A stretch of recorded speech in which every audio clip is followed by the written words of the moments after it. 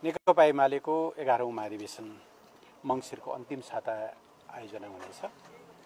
स्थानको र मितिको टुङ्गो हामीले केन्द्रीय कमिटीको बैठकबाट गर्नेछौँ। दोस्रो, प्रतिनिधि सभाको विघटनलाई यो बैठकले असंवैधानिक र अलोकतान्त्रिक ठहर गरेको छ। त्यसो भएर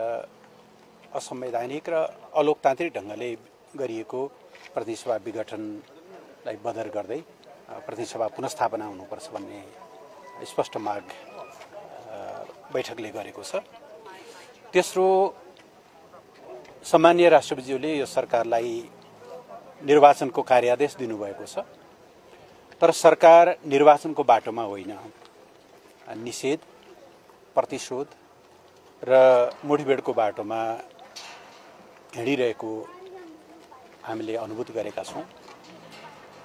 जति बेला सुरक्षाको उच्च जोखिम छ त्यति नै बेला नेताहरूका सुरक्षा प्रबन्धहरूलाई फिर्ता गरिएको छ। प्रहरीका हतियार लुट्ने, प्रहरी चौकी ध्वस्त बनाउने अपराधीहरूलाई सप्रमाण गिरफ्तार गरेर ल्याउँदा गृहमन्त्रीको दबावमा उनीहरूलाई रिहा गरिएको स्थिति छ। त्यसले सुरक्षा जोखिम झनै बढाएको छ। झन्डै 1247 हतियारहरू, 98,000 राउन्ड गोलीहरू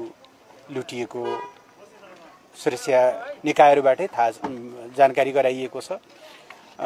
त्यसले र झन्डै 5,000 कैदीहरू जेलबाट भएका कैदीहरू अहिले पनि बाहिरै छन्। त्यसले सुरक्षाको असाध्यै ठुलो जोखिम पैदा भएको छ। ती जोखिमलाई न्यून गर्दै प्रहरीहरूको मनोबल उच्च बनाउने, छिटोभन्दा छिटो चौकीहरू पुनर्स्थापित गर्ने, सुरक्षाकर्मीहरूका लागि पोसाकदेखि लिएर यावत कुराहरूबाट सज्जित गरेर सुरक्षाको प्रबन्धलाई दह्रो गराउने भन्दा पनि उनीहरूको मनोबल खस्काउने गरी दुःख गरेर नियन्त्रण गरिएका अपराधीहरूलाई चाहिँ छुटाउन सरकार स्वयंले दबाब दिइरहेको अवस्था छ। नेताहरूलाई स्थान हद तोक्ने, उहाँहरूको राजधानी रोक्का गर्ने र सरकारको आडमा बसेर हिंसात्मक धम्की दिने नेताहरूलाई, राजनीतिक पार्टीहरूलाई मुद्दा लगाइकन कोही कसैलाई पनि हामी चुनावमा उठ्न नसक्ने परिस्थिति बनाउँछौँ भन्नेलाई उल्टै सरकारले संरक्षण गरिरहेका यी समग्र घटनाक्रमहरूको अध्ययनबाट हामी के निष्कर्षमा पुगेका छौँ भने सरकार चुनाव गराउने बाटोमा छैन, चुनाव गराउने विश्वसनीय आधार देखा परेको छैन। तेस्रो हाम्रो यो निष्कर्ष हो। र चौथो, यसो भएको हुनाले राष्ट्रियता, लोकतन्त्र र संविधानका पक्षधर सबै राजनीतिक दलहरू र सबै नेपाली नागरिकहरूलाई एकताबद्ध भएर अगाडि बढ्न, लोकतन्त्र, राष्ट्रियता र संविधानको रक्षाका लागि एकताबद्ध भएर अगाडि बढ्न हामीले आह्वान गरेका छौँ। यसबाहेक केन्द्रीय कमिटीको बैठक पूर्व निर्धारित समयमै 29, 30 र 31 गते हामी बस्नेछौँ र थप निर्णयहरू हामीले त्यही बैठकबाट गर्नेछौँ। चुनावमा चाहिँ तपाईँहरू भाग लिने कि नलिने यति भनिसकेपछि मैले भनिहालेँ नि, यी सबै घटनाक्रमले कहीँ कतै चुनाव हुने दिशातिर अगाडि बढिरहेको देखिन्छ र चुनाव हुन त दलहरूले निर्धक्कसँग जनताको बिचमा जान पाउनु पर्दो हो, मतदाताहरूले निर्भयतापूर्वक मतदान केन्द्रसम्म जान पाउनु पर्दो हो, नेताहरूले देशैभरि प्रचार गर्न पाउनुपर्ने हो पर्दो हो। नेताहरूलाई स्थान हदमा राखेर उनीहरूलाई निश्चित ठाउँभन्दा बाहिर जान नदिएर दलहरूलाई निरन्तर धम्क्याएर तिमीहरूलाई मुद्दा लगाउँछु, के गर्छु, यो कुनै भइसकेको अवस्था त होइन होला कि राजनीतिक दलहरू प्रतिबन्धित भएको अवस्था त होइन होला। दलहरू प्रतिबन्धित छैनन् भने त उनीहरूले निर्वाध ढङ्गले आफ्ना गतिविधिहरू गर्न पाउनुपर्छ होला नि त। त्यो होला निर्वाचनको आत्मा। त्यो आत्मा नै मरिरहेको अवस्था छ। त्यसो भएको हुनाले यो आधारै हामीले देखिरहेका छैनौँ। आधार भयो भने त्यति बेला विचार गर्ने कुरा बेग्लै कुरा। तर फेरि एमाले चुनावबाट भाग्यो भन्ने आरोप लाग्ला नि। होइन, विश्वसनीय चुनाव गर्ने आधार सिर्जना गरोस् न, त्यति बेला हामी छलफल गर्छौँ। तर अहिलेका कुनै पनि गतिविधिहरू चुनाव उन्मुख छैनन्। संसद पुनर्स्थापनाको मागको कुराहरू भइरहेको थियो, त्यतातिर चाहिँ मैले सुरुमै भने हाम्रो दोस्रो माग नै यो विघटन नै असंवैधानिक भएको हुनाले त्यो पुनर्स्थापना हुनुपर्छ भन्ने हाम्रो माग छ। आज पनि 9 घण्टा करिब बस्नु तपाईँहरू हिजो 8 घण्टा अस्ति शुक्रबार 8 घण्टा बस्नु भएको छ निकै लामो विहङ्गम छलफल पनि गर्नुभयो बाहिर नेताहरूले हामीलाई औपचारिक अनौपचारिक रूपमा भन्दाखेरि पार्टीभित्र चाहिँ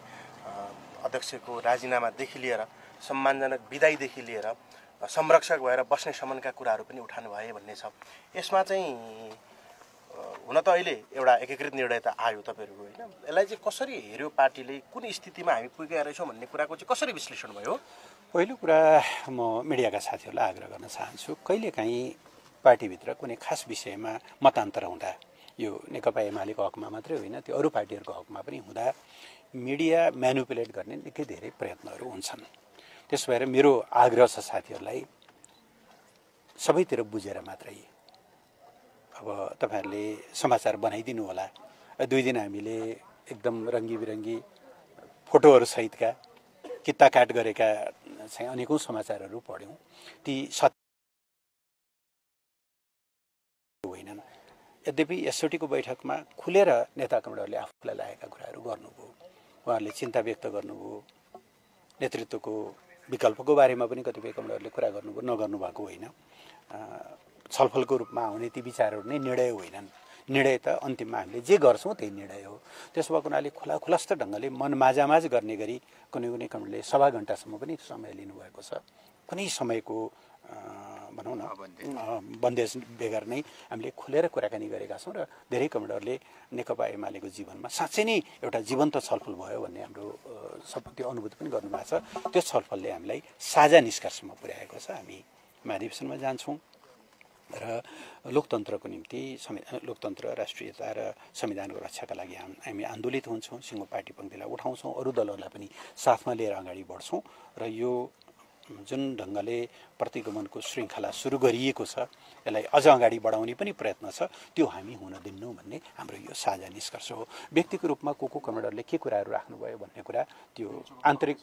विषयहरू हुन् ती मिडिया खपतका लागि होइनन् तपाईहरुले त्यो कुराहरूलाई पक्कै पनि कोट्याउनुहुन्न भन्ने मलाई विश्वास छ केही नेताहरूलाई अनुशासनको कारबाहीको चर्चा पनि भइरहेको छ ती सबै चर्चा नै हुन् अहिले हामी एकताबद्ध भएर अगाडि बढ्छौं अब 29 30 31 त तपाईहरु केन्द्रीय